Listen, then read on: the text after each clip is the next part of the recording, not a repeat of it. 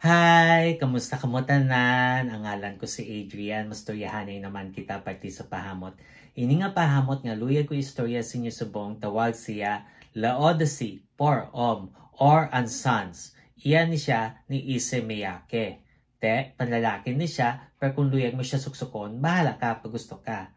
Kag, o de parfum ni siya, butang balon, isa ka braso kalayo bago ka masimutan.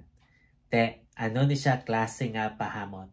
Bali, mainit nga makahoy nga rosas. Amo na siya kung simutan. Angay siya sa matugnaw nga panahon. Ang temperatura nga para siya is between 50 to 70 degrees Fahrenheit o kung 10 to 21 degrees Celsius. Ano ang iyang mga nota?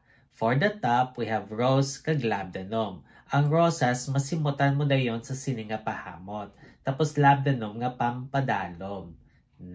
Kag for the mid, we have incense, pink pepper, kag cumin. Ang incense, amo nang duuso kung simutan. Tapos, pink pepper nga pampakahang, kag cumin, pait kag aslom nga nota. Kag for the base, we have leather, amberwood, sandalwood, cedar, kag vetiver. Ang leather, paha kung simutan. Amberwood, kahoy nga mainit. Tapos sandalwood, oriental nga kahoy. Cedar, mahamot nga kahoy. Kag vetiver, kuskus do hilamon kung simutan. Kabay pa nga namian ka mo sini nga pahamot. Kag kung may iba pa ka mo mga pahamot nga luyag istorya sa akon, ibilin lang sa comment section. So, naman, bye-bye!